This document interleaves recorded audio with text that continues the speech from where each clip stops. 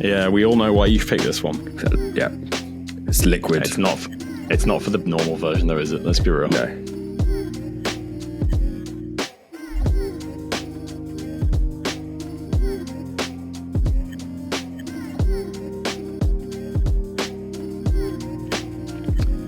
What, the promo?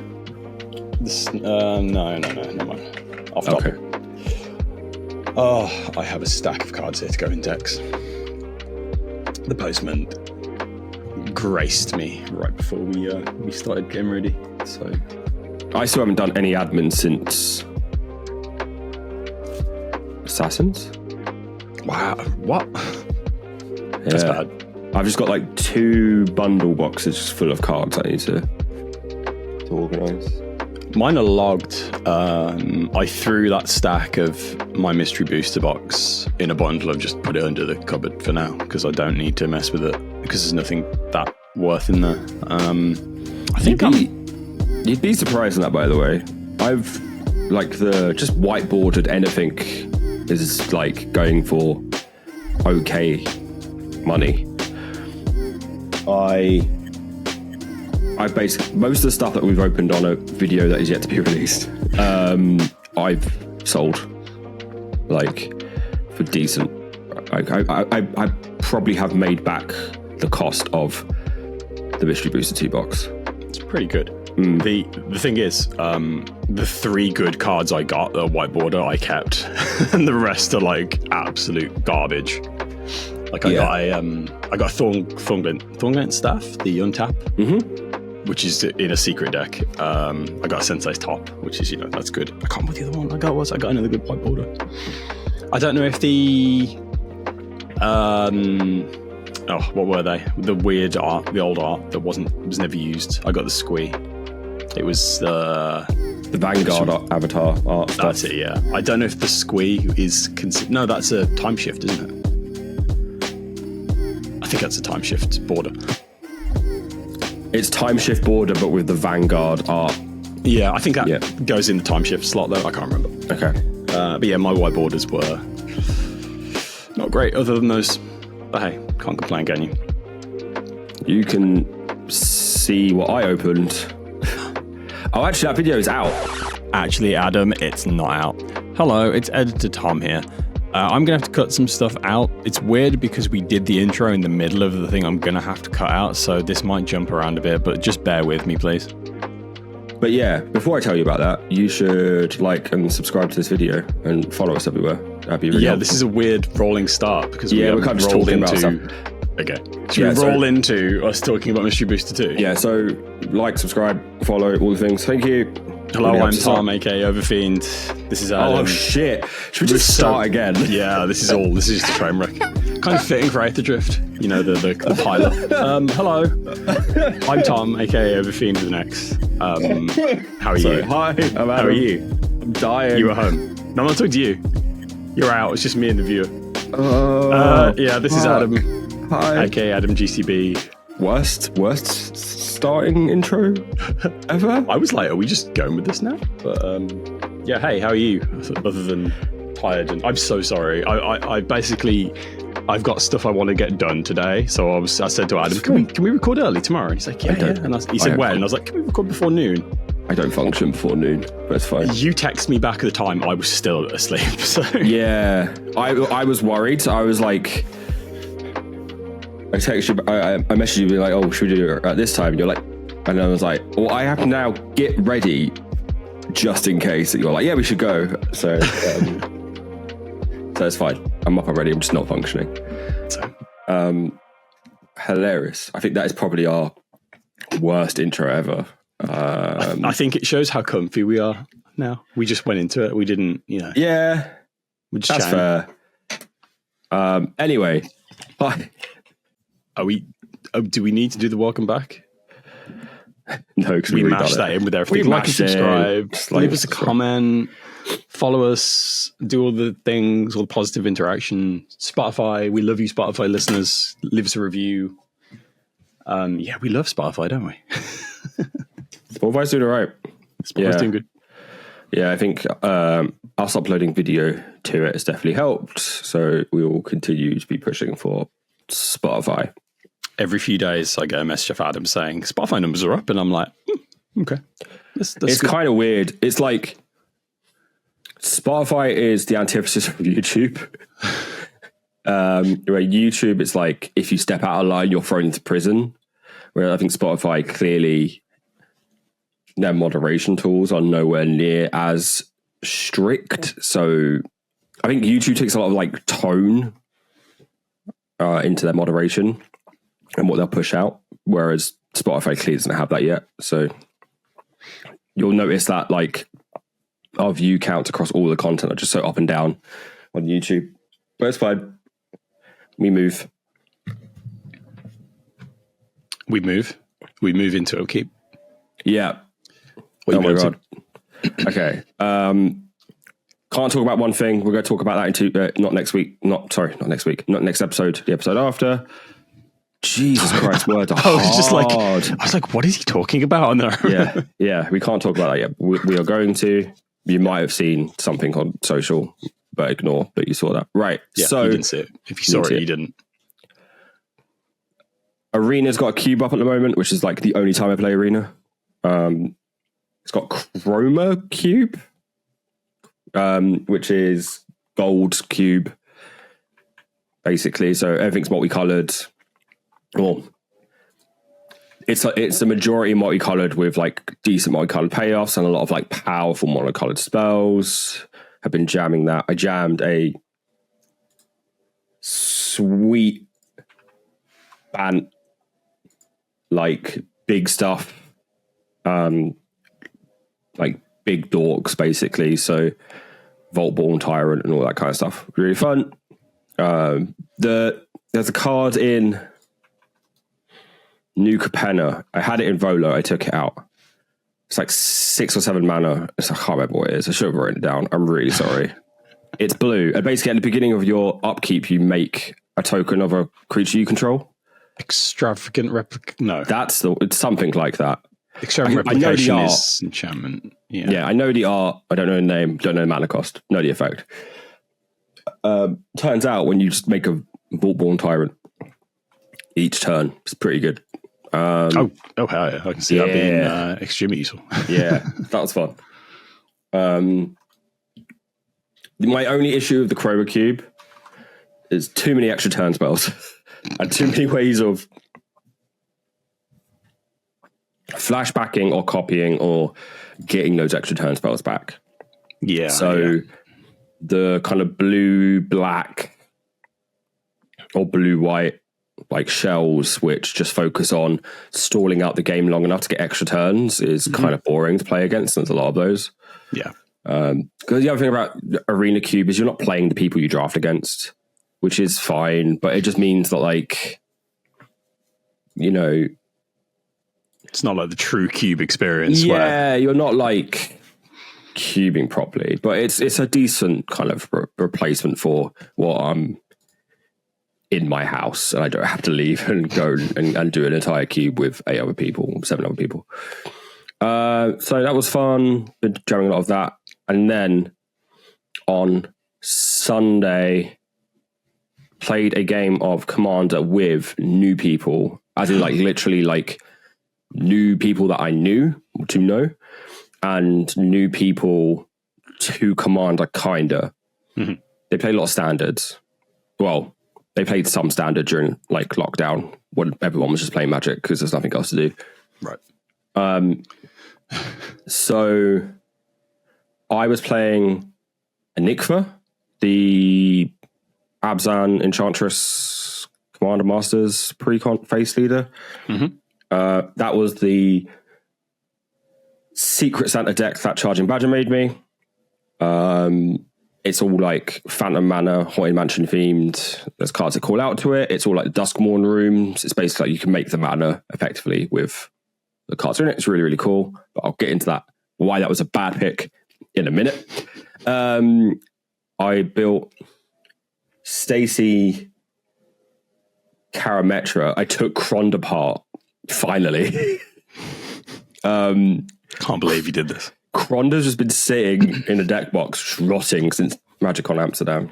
So that my voice did a whiff in there. That was Adam's deck for the Magicon Magicon Amsterdam challenge, where we shuffled with Adam the Gathering, and we made a deck based off that. And you got Crond, the Dawn Clad. Yeah, so terrible. So for reference, my deck, I got back to the hotel the day and took it apart in the hotel room. So yeah, I wanted to keep mine as like a memento, and then I was looking at it, I was like, I'm never going to play this again. And because it's green-white enchantments, it's actually got decent staples in it. Yeah. So see, mine, I've just kept the didgeridoo as a memory. So I took that apart, built Stacey Karametra, which there's a trend with decks I'm building, which I'll get to in a minute. And then the two people who are new to Magic were playing Carder Scam. When you said that to me, I was like, oh my God, what? And Yorvo, like, graveyard stuff. So the way that kind of worked out was they had a friend who built them two commander decks, basically. So they built them a commander deck each. Yorvo was green-black. The guy just took all the black out of it and just made it like mono-green graveyard stuff, which is fine. And made Yorvo his commander because he likes Yorvo. The Carder Scam stuff, I think, was a mistake giving that to a new player, because new players don't understand Scam. Which is fine, like, they're new players. They don't understand, like, oh, I want this to die so it comes back. Or the instant of when this die, like the instant effect of most of the Scam cards of, like, when this dies, it comes back. They read that as an enchantment. They read it as, like, kind of like a Umbra Armor effect, right? Yeah. So there was a lot of just, like, them playing it at sorcery speed and not having the trick. And I was like, yes, yeah, like, you can do that. It's fine. Like, you're new. I'm not going to... like, you need to get your head around, like, what these cards do before I can say this is the optimum time to play them. Yeah. But yeah, if you're building decks for new players, like, you need... whatever you think is, like, reasonable, you need to go, like, 5 steps back. Like, I don't know how anyone thought Scam was a reasonable new player deck. Wild. But, like, the deck itself was fine. Like, it was good. Yeah, oh yeah. It was, like, a lot of goad effects and, like, forced combat and, like, things dying during the attack step. But I was like, one, Scam, incredibly hard, like, archetype for a new player to get their head around. Also, like, attacking creature, like, as a state is a very hard thing for a new player to understand. Like, oh no, this is still attacking even when we're into the end of, like, the damage step is, like, a really hard thing for a new player to kind of get their head around. So yeah, like, blue-eye flyers or just something that's cool, but, like, for a new player, like, Shivan Dragon is cool, right? Like so we need to but it's true, that's why they always reprint it, because it's the new player effect. Well, I'll tell you what's good for new players. Green-white Enchantress. Yeah. So I built Karametra for Stacey, and it popped off. It did well. There was just definitely cards that were like, oh, this is insane. Yeah. So I think at one point Karametra had a Ethereal Armor and a Mask of the Ancients, the green Ethereal Armor. And it was like a 40 something. Didn't have trample because I didn't put any trample in. It was just like crashing into like 1/1s. Yeah, green white Enchantress is like a pretty good, just that like unlocking of, oh, I do this, I get this, and I get this, and I get this. Oh, I do this, and like this kind of like clockwork machine happening. I think was a good time, but also like Stacey only plays Geared. Yeah. So having something that was like, we can't take Geared. Like, these people have not played Command before, and Geared can make 30 Rhinos a turn. Like, that's just not something we can new player experience. I think Green White Enchantress kind of, well, just Enchantress in general is good. Like, it feels good as a new player. You're getting rewarded for playing, and it feels like you feel like you're having a big impact because you're drawing so many cards, playing so many cards. I think it's a very good player thing to do. And then that shell that gave Stacey has like all the enchantment, like enchantment based removal. So it's like Buried in a Garden. It's absolutely insane. I love that card so much. And if you're in Green White, you should be playing it more. Yeah, it's you exile something, or it attaches itself. It's an enchantment for a land, store a land, whatever. Words, dude. Fuck. Right.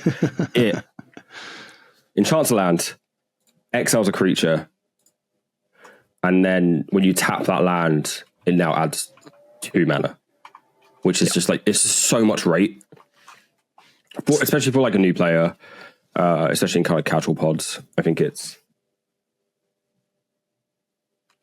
also really interesting. strong. It's an additional mana of any color as well. Yeah, as well. So it just fixes you. Yeah, it is 4 mana to cast, but I think that's fine. For an exile effect and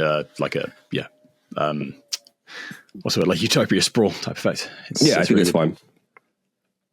And then I was playing Phantom Mana deck, so I took it going,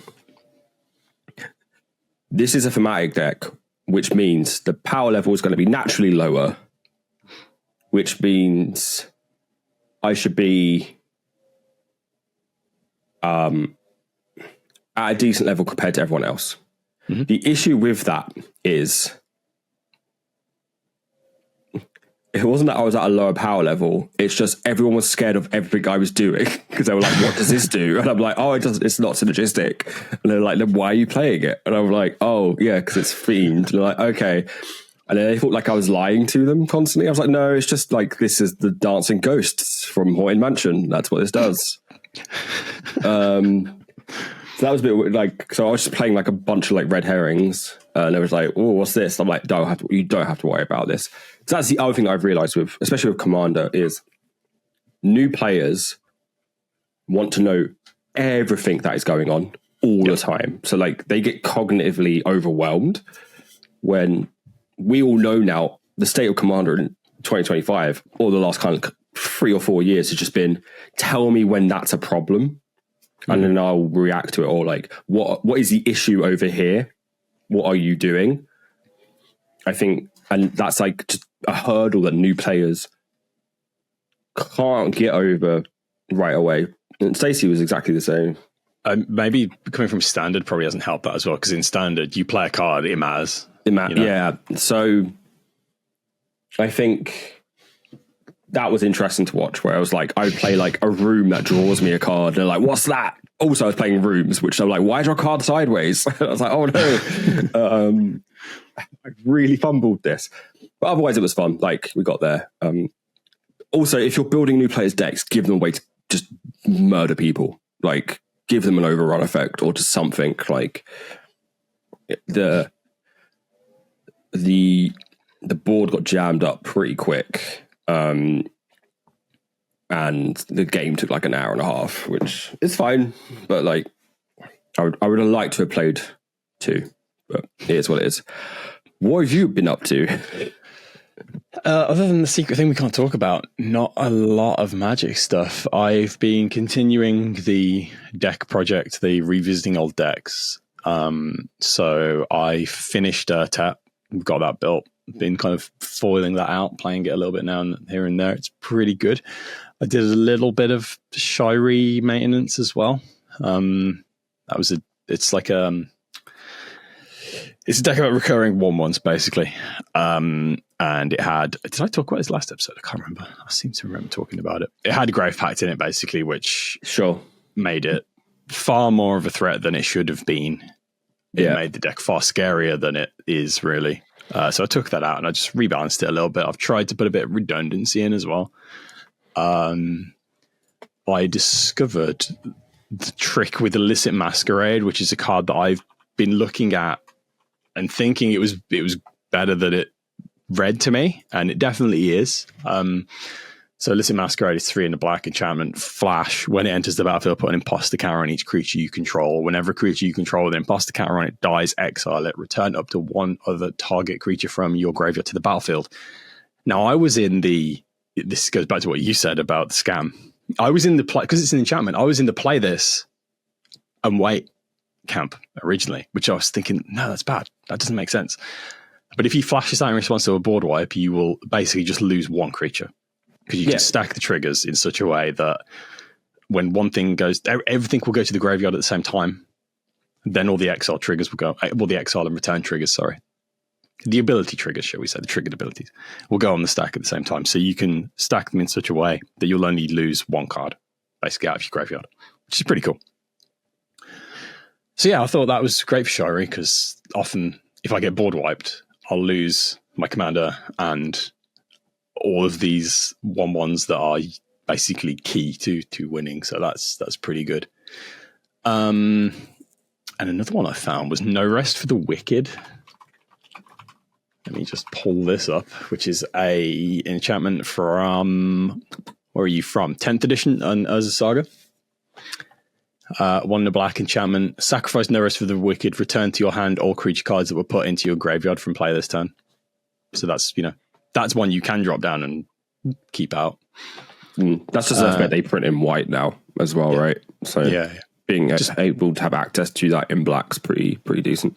It just feels like a nice reset button, because the thing that often will happen with Shari is I will be sacrificing everything. The way he works is when you sacrifice a creature, if Shari is still out on your end step, you can return that creature to the battlefield. What often happens with this deck is I will end up sacking my board, go to my end step, somebody will kill Shari, and then nothing happens. So at least with this, I can sack it, pull everything back to my hand, and have another go later. Yeah. So yeah, it's been a lot of just reshuffling. I don't think I've added any new creatures to that deck. It's just that was one of my like hipstery black decks, and then they reprinted him in Commander Masters, and I was like, wizards. But it's cool. I got a nice art of him.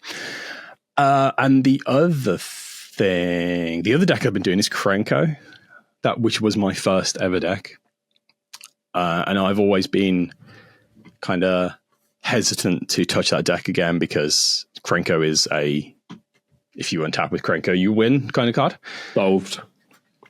Yeah, right. And it's solved. And basically the group I started in was very high power. And I think I managed to untap with Krenko once in 30 games, because obviously they knew if I untap with Krenko I won.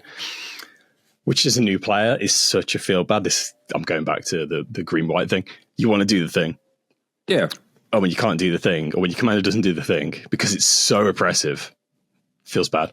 So I swapped that out for General... let me get the name. The new one from Jumpstart 22, the Goblin Lady. General Crete, the Boltbringer. So that's the Impact Tremors, and make a Goblin a turn, which is slightly less intimidating than Krenko. I think it can be allowed to sit on the board a little bit longer than Krenko can. Obviously, if you get that and Krenko, you kind of...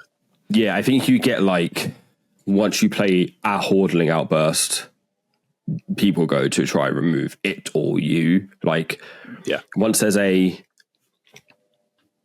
more than one like damage trigger thing on the stack, people go get a bit like sweaty and try and get rid of you. But I don't think it's as, oh my god, we've got to stop this right now. As Krenko, no, which is I don't think it's that.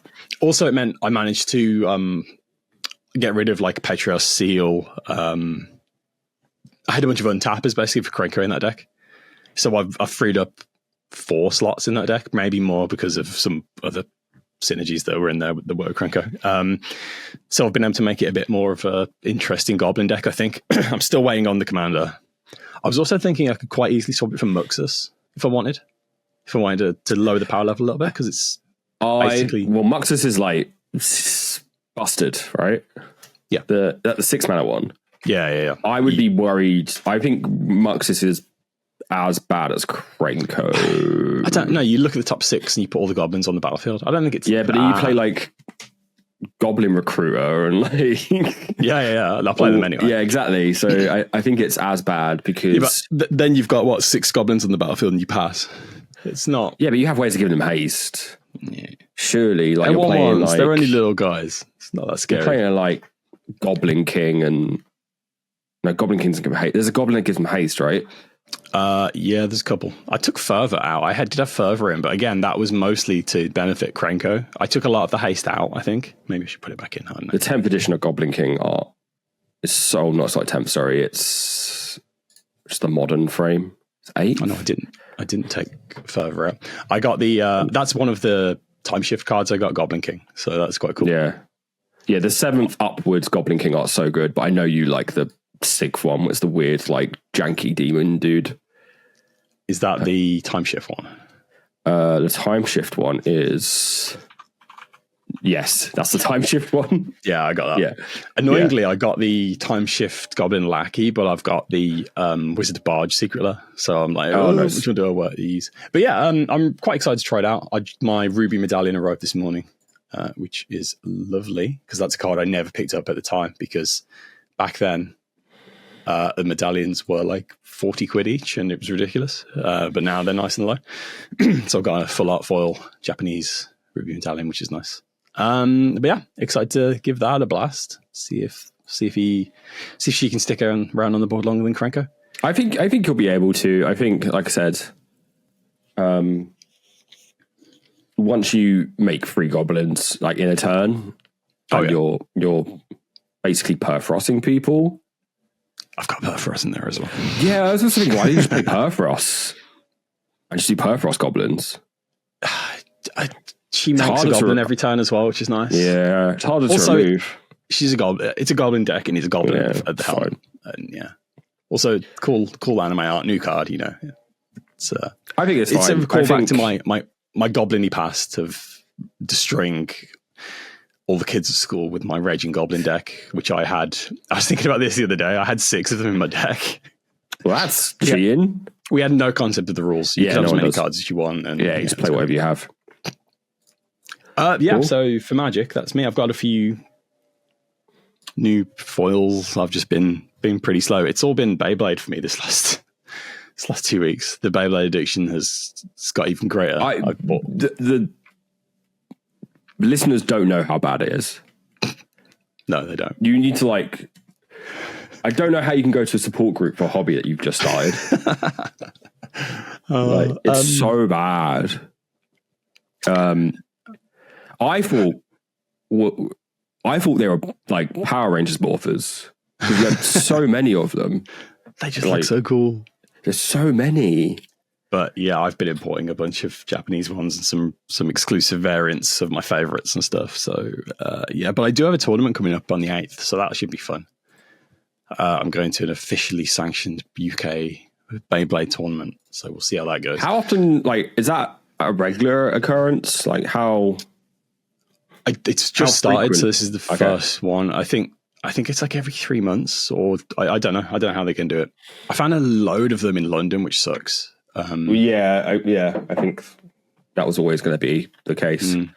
They're really and good prizes and stuff, and a lot of people going. So maybe get down there at some point. Do they have an F&M equivalent, or is it just it's big tournaments only? My Geek Retreat are trying to get it started on Saturday, so I might go and give that a go. But again, they're restricting the allowed parts to non-Japanese, which is in an attempt to increase what's the word, variety in what people play, because obviously there's meta blades, and a lot of the Japanese ones are the best ones that aren't out over here. But yeah, I'll report back in 2 weeks, and then in 4 weeks maybe I'll be UK number 1 or Birmingham number 1. We'll see how that goes. Birmingham number 1 would make a fantastic t-shirt. Yeah, that's wild. Well, good luck, I guess. It's just weird. I don't also, as someone who is very, very sensitive to sound, they're loud as shit. They're so loud. Yeah. It was just I was like, it just sounds like a lawnmower going off in your living room. It's horrendous. I feel so sorry for our neighbours when I'm practicing. They must be. They probably are like, what the fuck is he doing? It sounds like a circular saw. It sounds like I'm doing woodwork. Just in the living room. Anyway, should we get over onto the news? News stuff. So it's quite an old article. We're quite late. Oh, no, we're not. It happened after we recorded, so it's fine. So on January 22nd, Wizards put out an article called Where and How to Play Aetherdrift. It's a weird one, but I don't want to go into the whole article because it's basically just like how to play Aetherdrift. All the Americans say Aetherdrift, so I think it's Aetherdrift. Anyway, so they put out a article called Where and How to Play Aetherdrift. I don't want to get into it too much. What, however, was interesting was there was just like shitloads of promos and Secret Lair, SLDs, what the fuck? Secret Lair cards. Jesus Christ, it is too early. There are so many I thought this, when you pasted this in the doc, I was like, he's put the wrong link in. This is just it's just rules, full of promos. Yeah. So many. So I'm gonna make it real big. There we go. Whoa.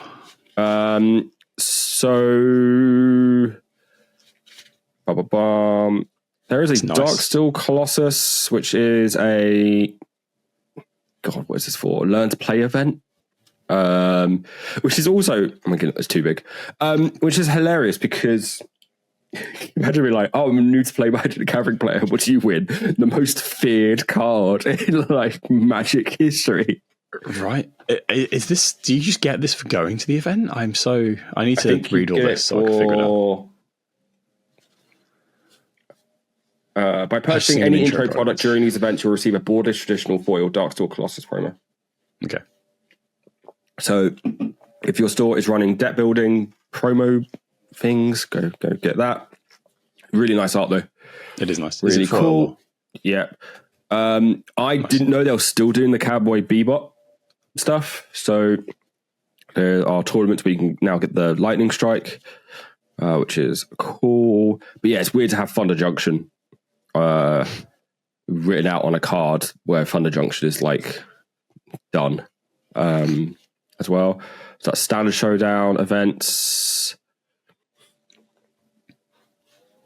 And also you get a reward in Mako, which is cool.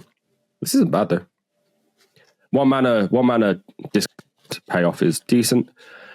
Yeah. And then MagicCon Chicago and Pro Tour Aetherdrift, there's a bunch. So if you take part in the Secret Lair showdowns,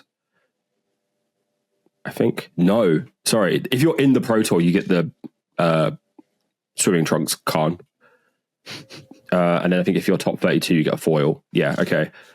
So this is the Pro Tour prize, or Pro Tour, one of the Pro Tour prizes for Chicago, which is really cool. These are going to be money if you remember how much the Wizards of Barge Jaces were going for. I think like a foil playset went for like 20 grand. Jeez. Or something ridiculous. I need to look that up, but like they were going for disgusting money. However, they were also the first one, which means they're always going to be up there. But Khan obviously is I do like they're picking, which I was literally just about to say about Khan. I do like how they're picking like cards with competitive history. So like Jace the Mind Sculptor, Khan Liberated. Like these are all cards that are for the old heads and for the competitive spikes. These are cards that have like a lot of appeal. So that's kind of cool. And then Festival in a Box has an Animar Secret Lair. So Animar, Soul of the Ancients, Forgotten Ancient, Benevolent Hydra, Mole Drifter, and All Will Be One. This is the first time All Will Be One has been reprinted since All Will Be One. Yes. The set. So that's nice. Yes. It's getting up there in terms of money. So yeah, it's cool. They haven't announced what else is coming with this apart from the two Secret Lair and the promo pack. So you get a bunch of promos as well. So you get Time Shifted Ponder, which looks nice. Time Shifted First Liver, which I think is really cool. The worst treatment for Planeswalkers ever. The retro Planeswalkers. So Sarah the Benevolent. And then one of Mark Rosewater's playtest cards, sure. But yeah, I would be surprised if this is all it is. So Festival in the Box is just Mystery Booster 2, Animar and Friends, and then Traditional Foil promo pack. That means the last one was this without the secret layer, right? But it had the collector's boosters. Yeah, it didn't have. No, it did have a secret layer. It had the mini walkers or the mini legends. No, you're right. The mini legends, the Chibi legends. So yeah, I think that's so. This is announced now. This is what they're doing. They just said it includes. So that's. This feels like an official release, though. Like this feels like. Yeah. It doesn't say like it is just this. It says includes the following, which makes you feel like there's more to come. It goes on sale very soon, so yeah, we'll find out. So we'll see. Aetherdrift Commander parties. You can get a retro Rishgard expertise, which is actually quite nice. Yeah, it's nice. I want to get. Yeah, I might pick one of those up. And then Store Championships has a promo Deep Cavern Bat, which is interesting. I think so. This is the participation promo, and then top 8 get a Preacher of the Schism with this sexy vampire man. Weird, very weird. I do like that style where the art goes under the frame. I think that's really cool. Goes under the text box. It's weird how they only kind of keep those for like game days or store champs. Yeah, I've always liked that kind of like transparent treatment. Yeah, it's very cool. And then wait. So top 8 was Preacher of the Schism. Yeah, all these promos the way they stack it is really annoying. Okay, so yeah, it's laid out quite bad. Participants will receive this haunting non-foil version of Deep Cavern Bat stick. Top 8 will receive a traditional foil or Preacher of Schism. Yes, nice. Okay, cool. And then if you win, you get a foil Virtue of Persistence promo, which is sick art. Incredible art. It's really nice. Great card as well. Love it. Yeah, really nice card. Okay, yeah. So if you win, you get 3 promos. Fine. Used to be a playmat back in my day. Back in my day, those playmats were sought after, because they were also like, you could sell them for money, which is weird because it's stolen valor by the person who buys it. But like, if you want a game day championship playmat, you could sell this for like a couple £100 on eBay, easy. Wild. Anyway, yep, cool. It keeps going. It just keeps going. Magic Spotlight Modern. So this is not like an RC. It's weird. Oh no, it's basically like a big event in the Netherlands for modern players. If you take part, you receive a non-foil Cauldron Complete. Top 128 will receive a traditional foil, and then top 8 receive invites to Pro Tour Magic the Gathering Final Fantasy, which is not words I thought I'd ever have to read out loud. Wow. And then overall winner also taking home 2 Modern Horizons 2 draft booster cases, Jesus, and 2 Modern Horizons 3 play booster cases. Okay, cool. 24 boxes of cards. It's wild. That Cauldron Complete is nice. It is nice. Yeah, it's really, really sick. So get into Modern now. And then regional championships. Participants will receive a non-foil Nexus of Fate promo. What'd you say? I love this. This is cool. This is nice. I love it. And then, Cut-Off gets a foil version, which is cool. Then there are RCQs with this anime Mayhem Devil. It's the fucking Kerry ass coded card. This is over here. Jesus Christ. And a Force of Despair, which is really nice. That is really nice, yeah. Yeah. interesting with availability and supply determined by your regions. I wonder if like certain regions only get access to one. Maybe. Yeah. All RCQ participants. Maybe it's they're leaning more towards the anime one for the Japanese market and stuff like that. Yeah. All RCQ participants will receive a non-foil Mayhem Devil promo. Top finishers receive a non-foil Force of Despair. Cool. If you qualify for an RC, you get a foil. Which is nice. And that is it. Just like a shitload of just like hidden promos and like secret lair promos hidden in that. I guess they do this regularly.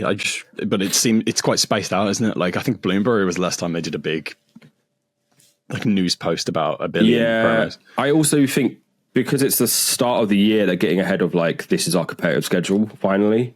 Yeah, fair. But there's just a lot. And then there was more news.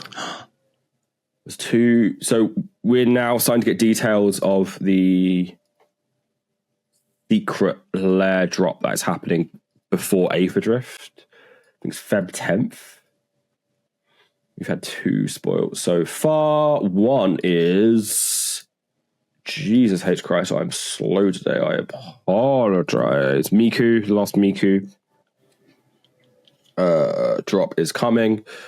This is a winter-themed Hatsune Miku secret lair. They did like a song trailer thing. Interesting that this is only blue and white.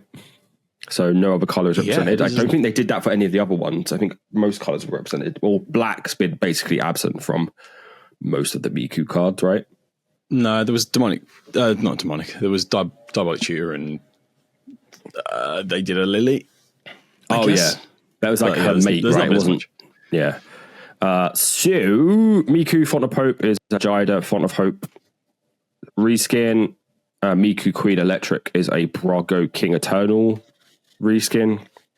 You're also getting Youthful Valkyrie, Counterspell, Scrying Sheets, which is an interesting reprint, and Weird Swan choice. Song. Swan Song is a good reprint though. Yeah, haven't had that for a while. Again, Nice getting up there in price. That nice was a Bolt Art Counterspell as well. Is always good. Yeah. Swan Song was like a $2 card when I was playing Standard, and now it's disgusting amounts of money, and I had so many, and now I'm sad. So yeah, Miku coming in with another secret lair, and then the second one that was announced yesterday. I'm not going to share it because it's a video, and it just looks like ass. It's the Arcade Racers secret lair. So these are, the frame is like an arcade cabinet, and then the art is like pixel game stuff, like generic, like what your mum thinks video games still are in 2025. And then, which isn't like, this stuff doesn't help, right? When this is still the cultural, like, conscious of what video games are. Like, we're not playing Pac-Man in 2025 anymore. So the cards shown here are Big Score, Final Fortune, which is nice, Heat Shimmer, Roiling Vortex, Wheel of Misfortune, which is so much text on the card. But these are cool. They're all red. Are they all? I was going to say they're all red. They're all red. Yeah. So that's an interesting choice. I'm hoping for deafened myself legendaries with this frame, because I do like the frame conceptually. I like that, the arcade machine banner is the name of the creature and stuff like that. I think it looks quite cool. So just give me a Grease Fang. Come on, where's my Grease Fang? Where's my arcade Grease Fang? I guess like they just wanted it to all sound like games, right? So like having that's true. Having a legendary there would be tough, and they can't do Dangerous Gamer because then they have to acknowledge the contraptions deck. Think about that. Yeah, please, Secret Lair get Dangerous Gamer. No, because then you have to acknowledge the contraptions deck. Why would they ever do that? Attractions, not contraptions. Whatever. No one cares. No one cares. Not even Wizards care. There's a set that got thrown under the bus. We are going to get a few more, I'm sure. I wonder if we're going to get Yeah, I wonder if we're going to get one of these for each color. I reckon we're going to get a Aetherdrift showcase style. Like, here's a bunch of vehicles in. Oh, the Ed Roth style. Oh, yeah. Give me. Oh, yeah. I've not even thought about this. Yeah, give me that. So you'll get that because they do that with every set now. Basically, I think you'll get a. Thinking about it, there are like 3 styles of showcase, so maybe it'll just be one of each style.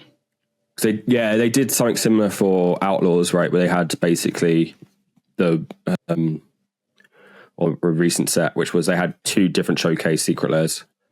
So I think they probably do something similar. So slap my mic, chop they my do mic like a Hot Rod Dead Roth style. They'll do the graffiti style. They'll do the whatever the other one was, because they've let the secret lair team handle the showcases for this set, from what I've gather. I think that makes sense though, because it means that they're aligned to what else is happening in secret lair. But yeah, special guest is now just like secret lair special guest, right? Yeah. So, yeah. It's weird. Talking of Aetherdrift, we are quite fortunately timed. This episode will go live on Thursday, the 6th. If you're listening to it on Thursday, that's the date today. Don't know why I did that. With the full set coming out on What's the weather like Friday the 14th. Yeah, very, very, very fucking tired. I'm sorry. Full set was revealed yesterday, so we're quite fortunately timed. So I think what we're going to do for the rest of the episode, before we hit Sicko Zone, is kind of just run through favorite cards that we have. Tom, what is your favorite card in all of Aetherdrift? My favorite card in all of Aetherdrift is it's pretty Haunt the Network, actually. Do you want to pull that one up? Yeah, I didn't do this. We'll cut this bit. No, we'll leave it all in. It's all staying in. I sat down to get 5 favorites and I ended up with way more. Yeah, I love this. Haunt the Network. It's 3 blue-black sorcery. Choose target opponent, create 2 1/1 colorless stop to artifact creature tokens with flying. Then the chosen player loses X life and you gain X life for X number of artifacts you control. Just really good. Like you're gonna drain 2, lose 2 regardless, but you're playing this in a dim air artifact deck or something that's heavy on artifacts. I've just finished upgrading my DK bobblehead deck, so that's going to go nuts in that. I just think it's really solid. The only way I think it would be better is if you drew cards off it, but right, yeah, can't have everything, can we? No. But yeah, I think if you've got a couple of rocks, a couple of utility artifacts, some artifact lands, maybe this is gonna do numbers. Sick. Yeah, I think it's maybe a bit slow. It's an uncommon as well. Yeah. Yeah, I think maybe it's a bit slow, but I think like having the drain staple to token makers or a token makers is pretty strong. The deck I've got that I'm thinking of this going in basically tends to win with Tezzeret with the +2 drain everyone for the amount of artifacts you've got. So having like a one shot of this to like either deal with a problematic person or boost myself up a little bit, get a bit more health. Just feels like it's going to be quite a useful card. I haven't really thought about any of the decks it's going to go in, but yeah, just I think this is the one card that I saw and I instantly was really into. But yeah, I think it's just one you made the most noise about. Basically. Yeah, I think it's more deck bias, like recency bias of the decks I've been looking at. Like this is one that goes in a deck that I've been tinkering with. So yeah, that's my first pick, Haunt the Network. Cool. My favorite card in all of Aetherdrift VROOM VROOM is March of the Weldoos. It's a 3 green for an enchantment. Creatures you control have base power and toughness 6/6 and are oozes in addition to their other types. Whenever an opponent casts a spell, if it's not their turn, you create a 3/3 green elephant creature token. It's just good value. It's like an overall effect that sticks around. Kind of into it. I think obviously is a better payoff in the decks that are making lots of small guys en masse, so like Elf Ball, and then being able to give them base power, toughness 6/6. So any of the Anthem Day effects they have kind of stick on top of that. But whenever an opponent casts a spell, if it's not their turn, you create a 3/3. I think it's decent. Because it also in Commander means if someone's countering another player's spell and it's not even your turn, right? So like you still get that payoff. So yeah, it puts the game in this really interesting position where everyone has to play at sorcery speed, regardless of if it's your turn or not now. Typically these effects are stapled to if someone does something during your turn, you get the benefit. Yeah, so it's really cool. Also, the art has Garrick in it, which is helpful. That gives it +5 points. Still, this was on my list, but yeah. Still no word of where Garrick is. I thought this was going to be like the hint of like, oh, maybe there's a Garrick Planeswalker in a set, but they're only doing one Planeswalker per set now. Actually, no, that's a lie, 'cause there's 2 Planeswalkers this set. So yeah, this was on my list, but I knew you'd pick it, so I took it off. Yeah, I think it's just awesome. I might pull it in. I think I need it for Thelen, because then all my Saprolings are 6/6s. Yeah, I don't know if it makes it into my Elf Ball. Maybe, potentially. It kind of feels like potentially overkill. I don't know, but I will try and find homes for this where I can. I think just I was thinking the 3 green pips kind of limit it, but my Sapling deck is heavy green. Yeah, I also think when you're in green, typically like extra green pips aren't too bad. Especially later on, you're usually sorted out by then. So yeah, March of the World Ooze is a really strong one for me. What have you got? What's I'm next? going to go. My next one is a twofer because they're very similar. So it's Maximum Overdrive and Defend the Rider. So these are both Overdrive. 1 mana, I believe. Are they? The Maximum Overdrive's 2. Maximum Overdrive's 2. So Maximum Overdrive is 1 in a black for an instant. Put a +1/+1 counter on target creature. It gains Death Touch and Indestructible until the end of turn. It's just black protection, which I think is great. Instant speed protection for your black creatures. It's not complete protection, obviously. It doesn't protect against exile or -1 counters, things like that. I think giving Death Touch as well, quite handy, and a little bit of pump, so you get the counter. It's just like a useful combat trick that doubles as a protection spell, which black kind of needs, I think. A lot of my decks are very susceptible to removal, should we say. I know there's all scam effects, things like that, but yeah, I think just like it. I think it's useful. I think this is strong because it's good on all offense and defense, right? Like it's good to make your, if you're about to get blown out, you can save a thing and maybe kill, like one of their important things. Or if you are blocking and they try something tricksy, you can kind of blow them out that way as well. Yeah. So I think the versatility of this is good on attack, it's good on block, is really strong. I think 2 mana is probably the thing holding it back. If it was, I think 1 black would be busted. I think 2 puts it into an interesting space where it's like the effect is good. Mm-hmm. Actually, is one black mana this effect busted? It's the same as Feign Death, technically, I guess. That's a scam effect, but yeah. I don't know. I think it's good. I think the 2 mana is what's holding it back from being instantly put this in every black deck you own. But also it's a common creature based.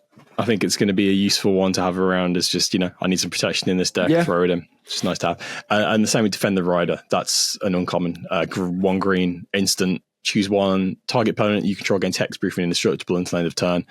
or create a 1/1 colorless pilot creature token with this token settles mounts and cruise vehicles. Those power were too high. So yeah, that's just what Tamiyo's safekeeping. Hexproof is really good, and a 1 mana instant that gives it pretty strong. So yeah, big fan of that. I thought I'd lump those two together because they're very similar. Yeah, that's fair. I have got here Crypt Caller Chariot is 3 and a black for a artifact vehicle with menace. Whenever you discard 1 or more cards, create that many taps, 2/2 black zombie creature tokens with crew 2, and it is a 5/5. It's a house. I had this on my list as well and took it off, so I knew you'd pick it. Yeah, I think this is nuts. I think the ability to cast this and then it kind of just sit there as an enchantment effect and you're discarding stuff to make zombies. Like, yes, this exists as effect already. But the fact that a single zombie token can crew this and then you've got a 5/5 with menace means it's going to get in, or at least make combat difficult. But yeah, like, it also plays into the kind of zombie cycling mechanic of you're not wheeling, you're kind of like discarding 1 or 2 cards at a time most of the time, and then getting paid off that way. Oh no, it's actually when you make that many. Oh, wheel away, baby. Wheel away. So this is good in, I think all the Esper zombie commanders are just like discard your hand basically. So that is strong there as well. I just wish they weren't tapped. That's the only thing. Yeah, I think that's an issue.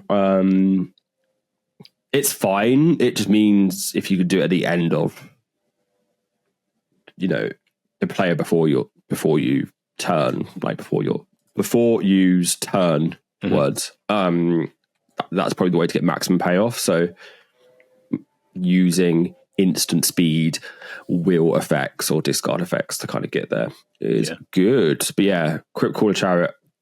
It's not. So when I first read this, I was like, oh, it's like a Seeker's Chariot, but for zombies. It's not. I don't think it's on the same level, personally. But it's not an effect that I would sniff at. Like, a 5/5 with menace isn't bad either. It's 5/5 menace is good, and the ability to just farm a bunch of 2/2 black zombie creature tokens also pretty handy. Yeah, pretty good. What have you got? I'm going to go with the discard theme. So my next one is Monument to Endurance, which I highlighted on the doc. Sorry, I took a massive swig of Monster. Right. So we're sticking with the discard theme. Monument to Endurance is 3 mana artifact. Whenever you discard a card, choose one that hasn't been chosen this turn. Draw a card, create a treasure token. Each opponent loses 3 life. It's Garligreators, kind of. It's got a similar kind of pick one of the 3 that hasn't been. I really like this. It is Garligreators in disguise. Hot take, I think this is bad. Really? Yeah. I really like this. So the reason I like Garligreators is because you can play it on 2, or you can play it and then play a land, and you get the effect right away. Yeah. Oh no, it's not a landfall. It's alliances, right? Yeah. Okay. The reason I like Garligreators is just because you can usually get all 3. Yeah, and you can do a lot.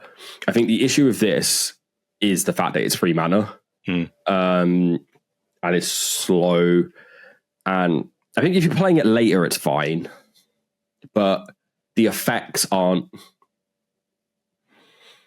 Are the effects strong enough? So I was thinking about this in my Asmore deck. So the problem I have with that is I'm often running out of cards in my hand. So this will really keep me full up because I can discard and draw to keep my hand going and potentially madness out the card in the graveyard. And also with that deck, I'll either fall behind on card draw or I'll fall behind on mana. So being able to make a treasure token as well, it kind of helps. And often I will be discarding multiple cards a turn, so I can do both. Loses Life is the one that I'm less part on. But I think in Asmore it might. Yeah. So Garligreators is make something bigger, put a counter on something.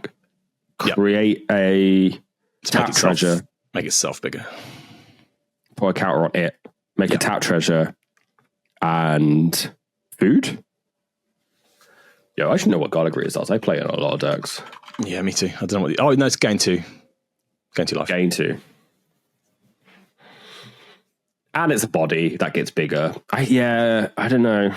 I mean, yeah, Gallagher is great, but first of all, it's green, and this is triggering off discard. So I think discard. I like discard payoffs. I need more of them in my Esmeralda Monica Dice in the Call to Card deck.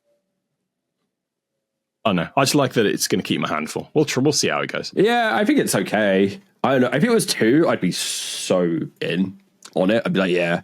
Like, I think just at 3 now, like, you need to be... Is it too good at 2? I think it's too good at 2. It still does nothing at 2. Yeah, but I think a lot of...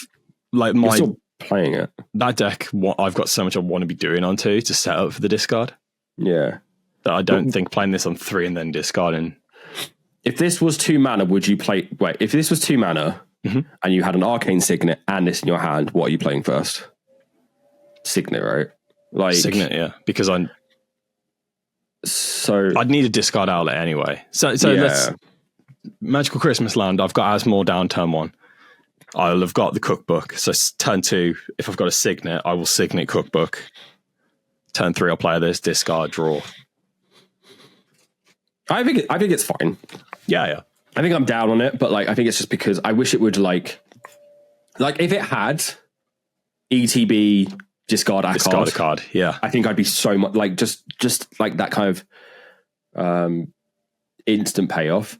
Because I know like the joke is there's so many 4 mana things now, like they need to be like you can't play a 4 mana do nothing anymore. I think we're getting into that with 3 mana stuff as well, which is like even at 3 mana, which is the setup turn, if you're not advancing kind of board state or advancing your game plan in a significant way with impact right away, you immediately can feel like you're falling behind. But discard, you're probably doing enough where that isn't too much of a concern. So yeah, I think the turn I play this, I will be discarding immediately after, so I'll be getting the payoff. Yeah. But this also is, this wants individual instances of discard and not wills. So not what Crypt Caller Chariot is doing, kind of on the other side. Is it whenever you discard a card? Yeah. Oh, It's not 1 or more, so I think it is triggering each.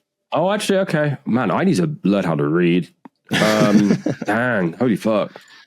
Yeah, okay. So you could discard 3 cards. So you want to be discarding 3 cards a turn, max, really, to be efficient.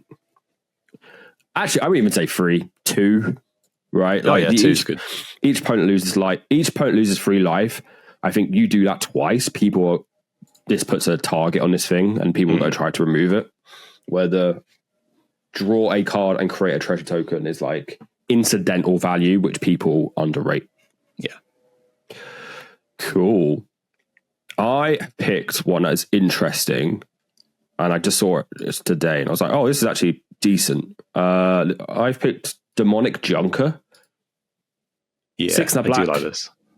For an artifact vehicle, has affinity for artifacts, so this spell costs 1 generic mana less to cast for each artifact you control. When this vehicle enters, for each player, destroy up to 1 target creature that player controls.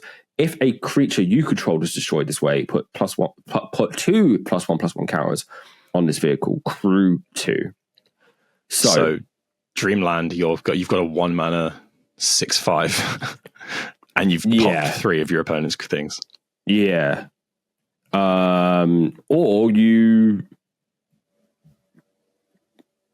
Or even more so, like you want something that wants to die, right? Or like you want something that's in the bin. So it's like a kill your thing for double benefit. But the fact that this can come in for, let's be honest, probably coming in for 4 or 3, like most times, right? But even a 4 mana thing that kills 3 creatures, you take out like 3. Each opponent loses like their most prized creature, and then you're sitting there like happy with a vehicle that could be crewed pretty quickly as well. So I think for me, it's just the efficiency of mono black is moving into cares about blood, cares about treasure. A lot of the mono black commanders and a lot of mono black strategies that are coming out recently are very treasure based. So being able to effectively cast this for treasure without cashing in your treasure is really sweet. And then just the efficiency of taking out 3 creatures or 4 creatures if one of them's yours and you want something in the bin, I think also pretty handy. But then also like you pair this with Blood Artist triggers, and that's 4 Blood Artist triggers. Like I think anything that's like death trigger based wants something like this as well. So yeah, I need to pick up a couple of copies of this. Yeah, I think this is actually decent. I'm not seeing a lot of people talk about it. I think it will, when you play it, it'll be one of those cards you're like, okay, this is like underrated and has done its job as soon as it enters as well. Cool. What have you got? Let's go Hal Squad Heavy for my 4th pick. Oh, goblins, yay. I told you I'm on my Krenko rebuild. Hal Squad Heavy is 2 in a red, creature, goblin, mercenary. It's a 2/3. It's got to start your engines. So that means when it enters, if you don't have speed or whatever they're calling it, it goes to 1. At the end of your... is it at the end of your turn? Or is it if an opponent loses life on your turn, that's it? For the first time each turn, increase your speed max of 4. Other goblins you control have haste. Great. At the beginning of combat on your turn, create a 1/1 red goblin creature token. That token attacks this combat if able. Great. And then at max speed, tap, add red for each goblin you control. That does so much. Yeah. It's huge. So I think unless you have an abundance of start your engines, you kind of have to not ignore max speed, but don't count on having it for a while. You could probably play the max speed lands though in the goblins deck and be okay. But like it's 4 turns. Like, is this going to live for 3 turns? Because you turn it comes in, you can hit and get 1. You hit it, you get 2. 3, yeah. So I think the fact that it makes the guy that has haste and that hits is important. Yeah. Technically, it would be this. The turn it comes down, it'll be 1. You'll hit, it'll go up to 2. The next turn, you'll hit, it'll go up to 3. The next turn, so it's only 2 turns to get max speed if you get through every turn. Yeah, and it'll be second main. But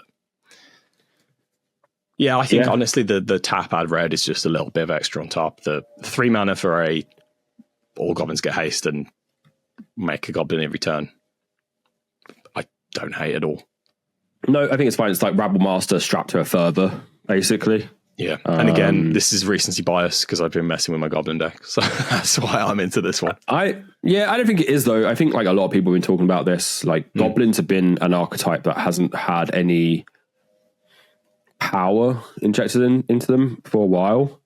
So I used to play goblins in modern, like goblins and merfolk, and goblins was like all the cards were just solved, right? Like they hadn't had anything that kind of mixed them up for a really long time. Yeah. So I think having different avenues, like the ability for goblins to have haste and your rabble mastering each turn and making that kind of goaded gobbo token, I think is good. Yeah, I think this is decent for sure. It's good in standard that if you play 2 of these, they give each other haste. But we obviously don't get that in Commander. So, because other goblins you control have haste. So this guy, so if you had 2 of these, they could both tap and then make a crap load of mana and you dump your hand. But you won't get that in our format unless you can make a token of it. So, yeah, I think this is cool. It's a good rate. Like, it's mana Krenko, which is good. Yep. Love it. Oh. I have got 2. I've only got 2 more, but I've got ones that I want to talk about as well. Yeah, I've got some commanders I want to talk about. Yeah, I've got commanders that I want to talk about as well. District Mascot. Jesus Christ, this guy is so cute. Is a 1 mana dog mount. Creature enters with a +1/+1 counter on it. 1 and a green, remove 2 +1/+1 counters from this creature, destroy target artifact. Whenever this creature attacks while saddled, put a +1/+1 counter on it, and saddle is 1. Saddle is crew. right? Basically, or it's similar, very similar to crew, but on creatures. Yeah. This guy is good in Sophia. He's cute as shit. He's good in Sophia. That's why he's here. So Sophia has been getting a lot of like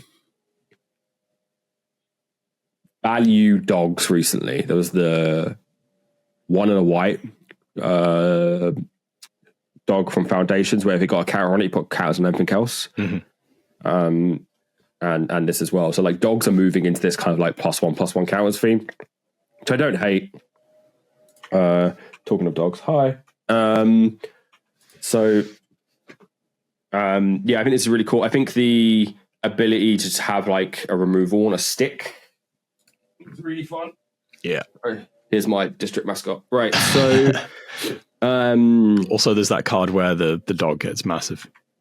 Yeah. I think I put that in our post as well. So this guy's cute. Cute as shit. But yeah, I'll be whacking this in Sophia. I picked this over the was it Rude Riders art, whatever it's called, because this isn't cute, but this is. So yeah, I'm a big fan of this. I also think just like a 1-mana dog in Sophia and Ren and Siri. Ren and Siri, I think is something that's missing. A lot of the dogs are quite like top heavy. I don't know if you heard that. My phone just replied to me when I said that. Oh, yeah, Siri. Yeah, Ren and Apple AI Assistant are good. So yeah, I've got the district mascot at my number 4 or 5. Can't remember where I'm at now. My last one is Thopter Fabricator.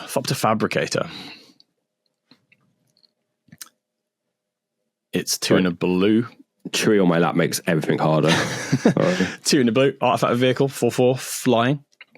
Whenever you draw your second card each turn, create a 1/1 colorless Thopter artifact creature token with flying crew 2. It's just more fodder for Min, more blockers for Min. It's just, yeah, boring for me. It's boring, but it's blue doing blue, making flyers. No other notes really. Yeah, though whenever you draw your second card clause is like, it's just efficient, but it's boring, right?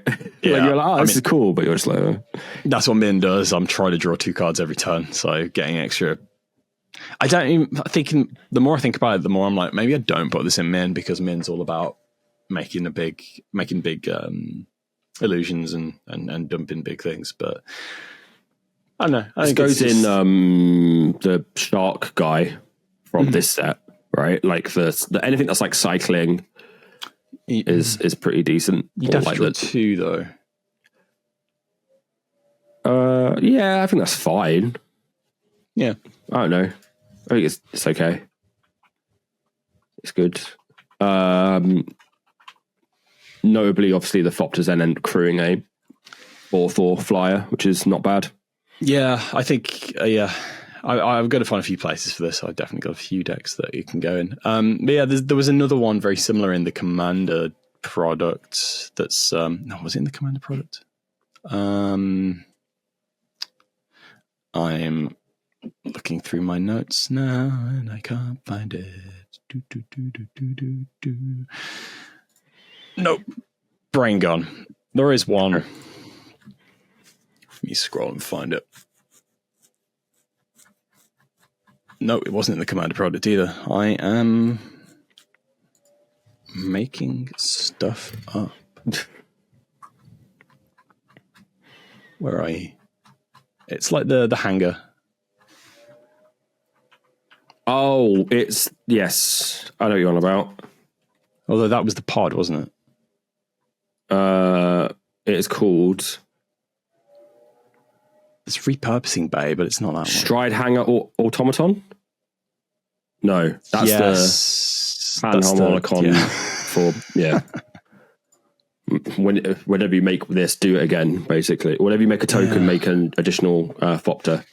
Yeah, that one. Yeah, it is that one. Yeah, you're right. Sorry. Yes, that's 3 mana. Thopters get +1/+1. whenever you make an artifact token. So whenever you make a treasure, clue, whatever, make a Thopter as well. Quite like that. That's quite cool. Busted with Academy Man. Yep. Kind of. What would it be? Because you make 2, right? Wait. Oh, no. Wait. I need to work out how magic works. Let's have a look. Get up. I love how Academy Manufacturer. You would make a clue, treasure, and a food, and then for each of those, you'd make a Thopter. Yeah. Oh, where did Academy Man go?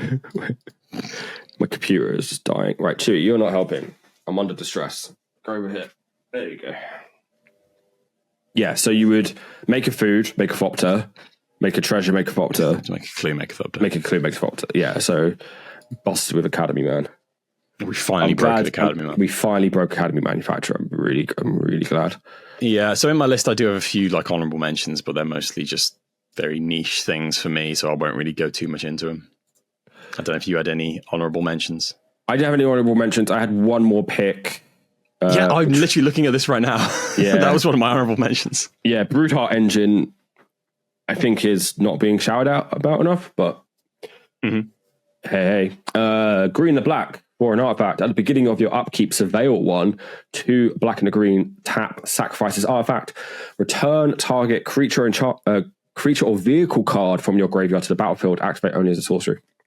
So it's card selection, it's putting things in the graveyard, it's a reanimator on a stick for 4, which is like, yeah, you're paying 2 up front, but you're paying 2 up front and then getting the surveil 1 effect each turn. This is good in stuff like Delirium, Winter, and anything just wants graveyard stuff really, and you're fueling your graveyard each turn. Yeah, it is pretty strong. So I have to let a dog out. So give me 1 second. Right.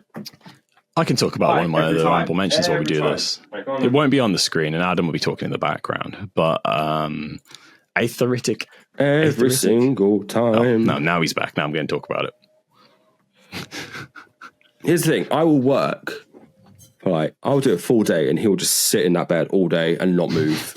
And as soon as I need to sit down and I'm tethered to a machine, he wants to fuck around. Anyway. I was going to talk about an honorable mention while you did that, but you were singing in the background. Sorry. No, it's fine. It's all good. Shall we move on to... Did you say you had commanders you want to talk about? I have 2 commanders I want to talk about. I think I need to look over this. The precons... So from the precons, the zombies are going to go in... Oh, what's her name? I have the Esper zombie lady. Oh, yeah. They're going in that. I need to retool that now because there's just so much stuff coming in that precon. So I need to have a real think about it. She is called, before I forget... She's called Verena Lich Queen. Verena, that's one. Yeah. So I need to look at Verena. So the 2 I've got... One is probably of course, Adam's potentially making this. And the other one is a bit more interesting. So, Redshift Rocketeer Chief is a 2/3 legendary creature goblin pilot for red and a green.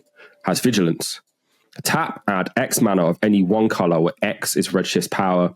Spend this mana only to activate abilities. And it has exhaust for 10 red and a green. Put any number of permanent cards from your hand onto the battlefield. So make Redshift big, tap Redshift to dump a bunch of mana into exhaust to play out your hand, basically. We'll see. I think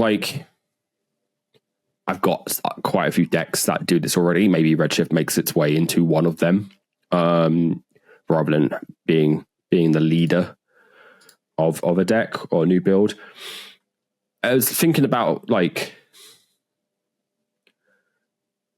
annoyingly, I just sold my Agatha's Soul Cauldron, and actually I think Agatha's Soul Cauldron's really good in this, where you can just put counters on Redshift and then tap him to use the activated abilities and just dump mana into those. So that would probably be the way that I want to take it, because I think the way that 99% of these decks are going to go is big dummies in your hand, buff power, make Redshift big, tap, play out your hand, maybe have something that untaps Redshift, do it again. I don't know. So you'd have to flicker him because it's exhaust. Yeah. So interesting. I also think like Agatha's Soul Cauldron is really good with exhaust, because you can put exhaust abilities on other creatures and then just like you're getting those effect multiple times. So annoying that I don't have it anymore, but I can't justify holding on to like a £50 card when I'm not playing it, and have no reason to play it. And then they announce a card that it's good with. Great. Classic. So yeah, so Redshift was one I was thinking about. We'll see. I definitely think it'll probably make its way into some decks, but who knows? Could you build it around not using the exhaust ability? Could you build it around other activated abilities? Yeah, which is why I'd want the Agatha Soul Cauldron. Yeah. So it's like a bit of a feels bad on that front. And the other one I was thinking that was Colladin Triumph Caster. This is an interesting one. It's a legendary creature, human pilot. It's 2/3 for red and a white. Mount and vehicles you control have haste. Whenever a mount you control enters, it becomes saddled until end of turn. Whenever a vehicle you control enters, it becomes an artifact creature until end of turn. This is just Carl Weathers, right? I don't know if I'm the only one who's been seeing this. Potentially. Colladin looks just like Carl Weathers. Yeah, a little bit. Yeah, a little bit. I think this is, if I'm going to play a mount and vehicles deck, this is probably the only way I could do it, which is not having to worry about crewing or saddling and just throwing them into the abyss. You get some good white vehicles, at least. Yeah, and there's like interesting like red there's interesting red cards that care about mount and saddle. So there's a card in this set which, oh no, I should have had it up. I'm a little disappointed that I didn't find a blue vehicle commander I wanted to build, because I found a bunch of weird blue vehicles when I was making that video. Like I was planning on doing Vin, but I really dropped off that idea. I just wasn't fun. It was a Thassa deck, which I famously hate.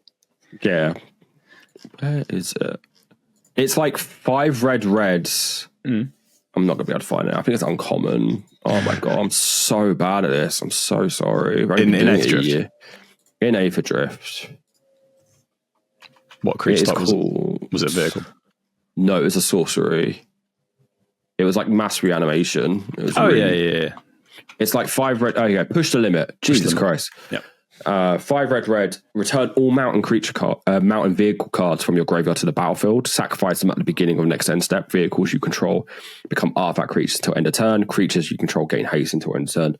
So like, there's interesting ways of like doing this. I think it's also something that I don't have. I don't really have like a vehicle or saddle mount deck, so at least it's interesting in that point as well. So yeah, if I'm going to play mounts and vehicles, it's going to be in Colladin.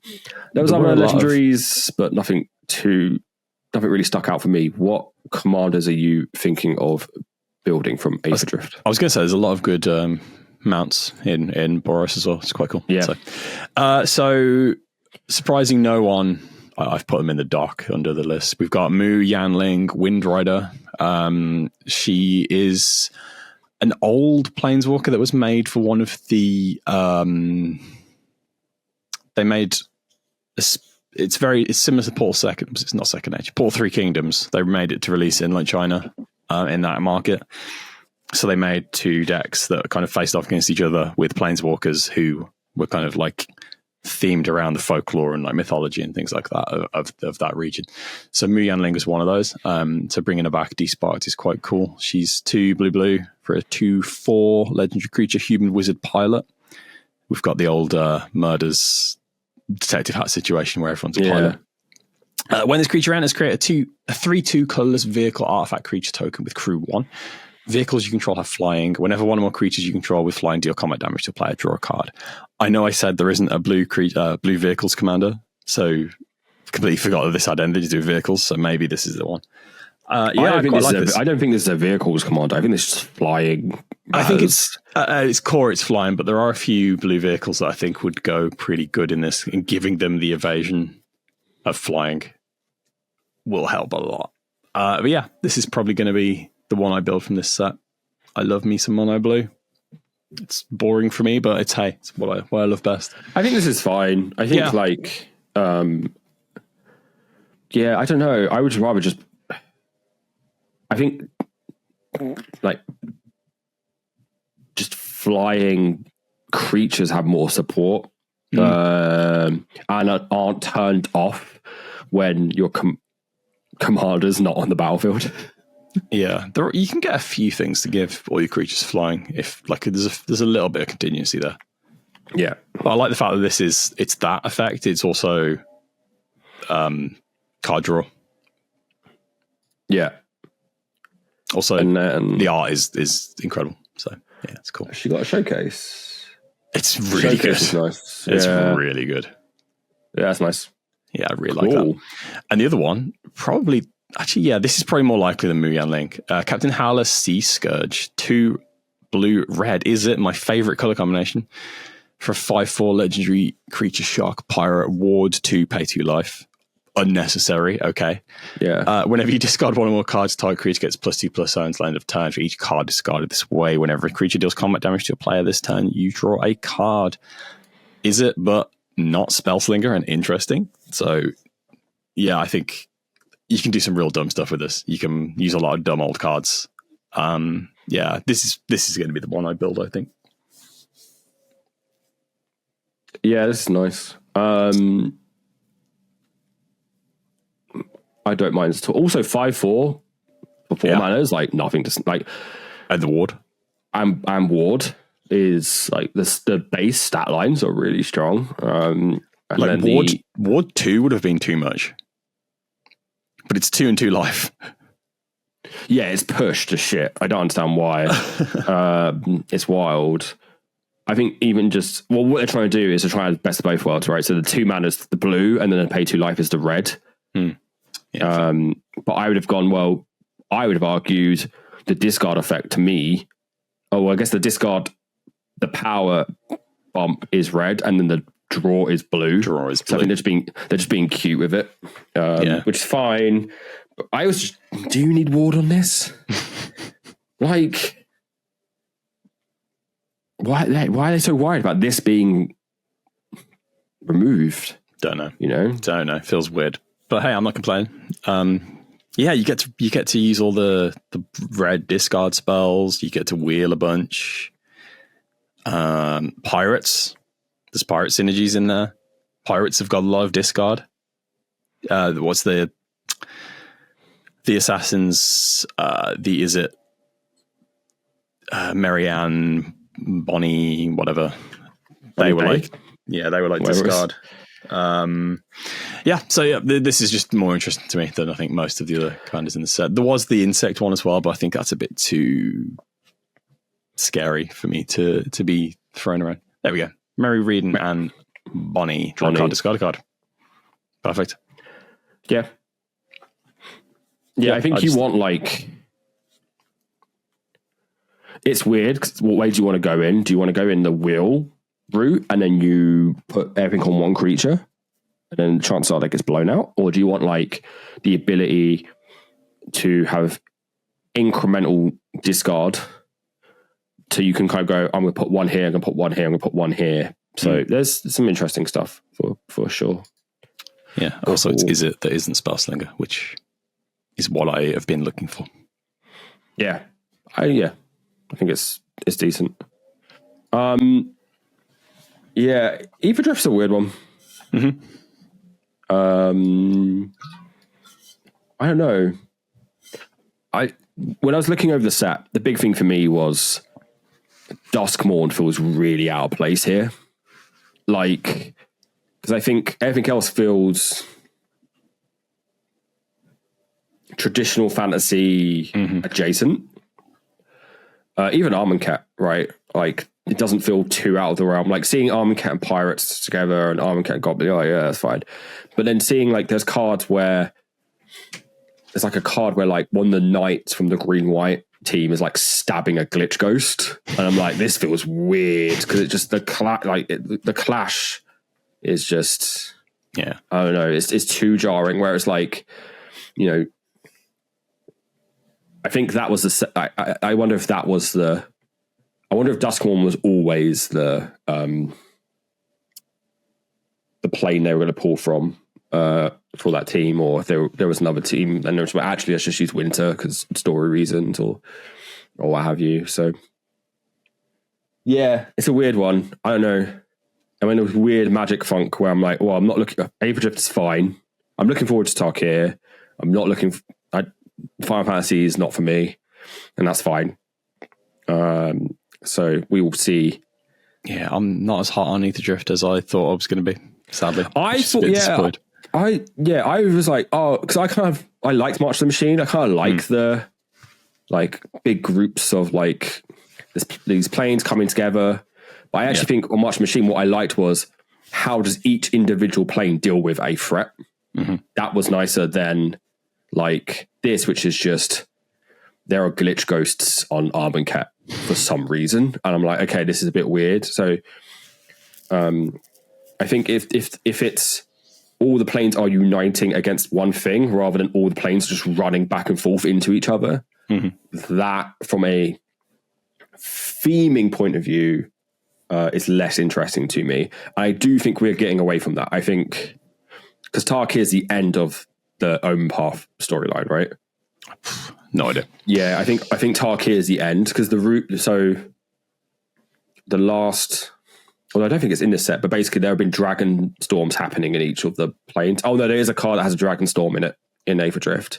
So I think Tarkir is going to be solving why do dragon storms keep leaking into other planes. Let's stop that. It's bad, and then that hopefully stops the Omen Path stuff, because it's just like if everyone can go everywhere all the time, it's less interesting. So is Edge of Eternity a side story, or is that setting up for something? It's got to be a setup, right, for the new... I believe it's a setup, but I think what it will be like... It'll be like at the end of that story, something will happen, and that starts the next thing. I just want a cosmic horror that's bigger than a Eldrazi. That's what we need. I think it's going to be Eldrazi. I just want something new. Wait, when was the... Give us a new big baddie. Well, I think it'll be Nicobolas. Because we haven't had Nicobolas in a while. And people like Nicobolas. So I want Nicobolas in like a mech suit. So I think it'll be... He's in a bigger dragon suit. I don't think he'll be in Age of Eternities. I think it'll be like the next set, which we don't know about yet. I don't know. We'll see. But it is what it is. But yeah, I'm kind of over the whole Omen Path. Like everyone could be everywhere all the time. Because it means just like the threat of like Duskborn is reduced because Winter can go play like Mario Kart.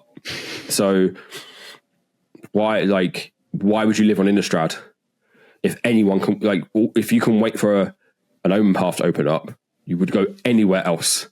So the threats of these planes and the kind of Denzians of these planes, like, it makes less sense, like the impact and like the kind of horrors of like living in each individual plane. But I don't know, we'll see.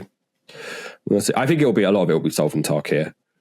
But then I reckon, do we end up having like 5 years of stories of like this person was stuck like on Armenket and they're from Ravnica? Oh no. What I'm not hoping for is words. What I'm hoping they don't do is time travel, because Tarkir is obviously tied with time travel stuff. Yeah. So I'm hoping Sarkhan doesn't go, oh, it's all fucked, let's do it again. And hits the button and they reset 10 years. What I think I kind of would like is because I quite like seeing characters. You know, I liked seeing this character's a cowboy, this character's a detective. I kind of like that. They should do that, but don't do it in canon. So just have like a slot that's like, you know, crossover or something. It's not related to the story. Well, here's Jace and he's in space. Here's Vraska and she's on target and stuff like that. That's what Modern Horizons 3 is. Modern Horizons 3 is retellings or reimagination. Like, it's not like reimagining things. It's not canon. So like all the, like Ululek is not a canon character. Right. So they have the opportunity to do that, but yeah, it's weird. I don't know. Magic Story is a weird one. I think it's clear. Honestly, it's actually clear, like Commander, as much as it's our format, and it's the format I enjoy playing the most, is the issue with all of this, which is you can't have Planeswalkers as commanders. So them being the marquee character is not great, because the people who are drawn to characters are more likely to play Commander. And you can't have them in your command zone, so they're not as marketable because it's not the card they are seeing every game they play. And then people are drawn to specific legendaries, right? So you want to see more versions of those, but it's hard for Wizards to justify to keep going back to Innistrad so you can see the ancestral Necrotrins. Like, so they put them on, you know, Thunder Junction and go, well, now they're wearing cowboy hats, so they're cool. And now they're driving a race car. And these are like the different versions of, like, you get, like, we've had like 3 Tiny Bones like cards. Yeah. So, and they'll probably just keep doing more. Because they can just put him wherever they want. Right? Speaking of that, I'm so mad there was no Gisa or Wilhelt driving the Dragula. That's what I wanted in Aetherdrift. That was my prediction. I think Innistrad was probably their first, like, the blue-black plane. And then they probably went, oh, wait, Armenket. Too close to it in terms of zombies as a mechanic. And then, yeah, they were like, oh, we got Duskmourn. Because, like, Innistrad would have made... Oh, I guess there's not really cars on Innistrad. That's the other thing. It's like, at least Duskmourn is like, has modern sensibilities in terms of technology. Yeah. So they can make cars. But I wanted Wilhite in a Dragula, and I wanted Greasefank. Why? The plane where they've got jet bikes? That is the one that I didn't get, is why wasn't there Kamigawa representation in this, like, at all. Because they're the ones who are the mech plane. Yeah. So that was a bit weird. But then where do they fit, right? White Black was clearly always going to be Armenket. So interesting. But we'll see. I don't know. Story's weird. It's also weird because especially with the Universes Beyond stuff into Standard now, you're actually going to get less story drops. Yeah. So the time between sets now, at least Universes within sets, that the story is going to dry up like quite a bit in terms of what's going on with this character, what's going on with this plane. Cool. Moving over to the Sicko Zone Hall of Fame. Everyone's favourite section. Or it's our favourite section. It's your favourite section. You've been sat through us waffling about some Magic Story, and here we are. The Sicko Zone Hall of Fame is our list of the ooziest, wettest, dampest cards in Magic the Gathering. I couldn't think of a full fetching. That's fine. I think that was all right. It is my pick. I forgot it was my pick. So... Hi, this is editing Tom Adams. Internet cut out here, so I'm just kind of sat doing nothing on my own for about 20 minutes. We'll just fast forward to when he comes back. Cool. So I have picked Gas Guzzler. Gas Guzzler is from Aetherdrift. It is a 1-mana 2/1 vampire rogue. Start your engines. Sure. This creature enters tapped, max speed, black, sacrifice another creature or vehicle, draw a card. Yeah, we all know why you've picked this one. So, yeah. It's liquid. It's not for the normal version, though, is it? Let's be real. No. Yeah, this is disgusting. It's not for the text. Oh yeah, if you go to the piss version, it's way worse. Oh, it's the piss version. Yeah, it's the piss version. I also love how like he's got this like piss aura around him. They've just softened the art around him. That so much. It's so cheap. Yeah, this is actually the way better version. Okay, yeah, we're adding piss frame. Piss guzzler. Piss guzzler. Why do they think like this art is okay? Go on. Just nah, it's not. It's not cool. This will be in the. I hope this doesn't awaken anything in me. Art of the Year awards for this year, 100%. But Jesus Christ, like there's just. How much can I zoom in? It's not cool, man. Yeah, stop making cards with sticky liquid in them. Like, for some reason, I saw this as him being in a pool of gas, but he's not. He's drinking it out of a can, isn't he? Yeah, he's like... Yeah, it's like a big oil drum. Yeah. And he's like dunked his mouth into a big oil drum. Not a fan. So this is for the effect, right? This is for art. Yeah, yes, yeah. This is for... This is for the card text. Yeah. I'm sorry, I had not very long to... No, it's fine. I knew that one was coming, I'll be honest. Do it. I also feel like putting in some new cards into this list helps. We focus a lot on kind of old Magic, so I want to focus on some new stuff when we can. Even if the main problem I have with this is for the Sicko tutor, we're going to need the piss frame. Ooh, that's fine. That's fine. It is rare. I think it'll be fine. Okay. Or we could just like draw it on. Just get a gold pen. Get a gold pen. Yeah. Okay. Where's this rank? I think it ranks. Where is it? It's probably quite low. Honestly. I don't think it's top 10. No, I don't think it's top 10 either. I don't think it's above Plagiarize. I don't think it's above... You think it's above Plagiarize? You think it's above Frog Tongue? Which one was Plagiarize? USA? It's because it's Plagiarize with a Z. Oh, right, okay, yeah. This is the issue with the nicknames. I don't know. I don't think it's higher than Plagiarize. Is it higher than a Meeboyd? Although, he does have that little face. I think it's higher than a Meat Boy Changeling. Frog Tongue. Oh, I love Giant Strength. I wish that was higher. I think it's below Festival. I think it's 25. I think it's below Festival, above Angel Trumpet. Yeah. That feels good to me. Yeah, I'm happy with that. Oh, wait. I need to not dox myself. Oh, no. Oh, no. There's a little peek behind the curtain. Don't show that screen. All right. It's my wallpaper. I mean, you can show my wallpaper. Oh, my God. Windows 11. What are you doing? I'm new to Windows 11. Sorry. Right. So. Did we say a new 25? So above Angel's Trumpet, below Festival? I think that's where it goes. Piss Guzzler.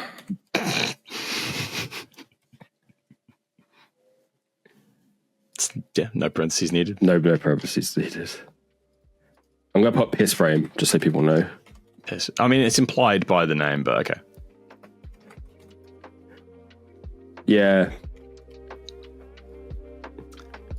Congratulations, Piss Guzzler. You're our new 25th in the Sicko Zone Hall of Fame. I really don't want us to become the Piss podcast. This is my issue with all the piss jokes. Is I don't want people to be like... Vince is doing them as well, so... Okay, I just don't want them to be like, oh, Adam and Tom, the piss guys. Like, I just want to make sure that's... Yeah, I'd like to avoid that too, if possible. Yeah, please. Did you know 85% of you are not subscribed to us on YouTube? That's fucked up. I don't know the numbers on Spotify, but if you could subscribe, follow, leave a review on Spotify, that would be great as well. Drop a like, drop a comment. Any engagement helps because it tells the platforms that what we do is good, even though this episode was a fucking train wreck. It's fine. Tom's going to edit it. You won't even know. Yeah, I'll edit it. Don't worry. I'll put some sparkly effects. Tom's going to edit everything. It's going to be one of our best episodes ever. It'll be great. This has been episode 24 of the Magic Castles podcast. Thank you for joining us. We will catch you in 2 weeks. Hell yeah.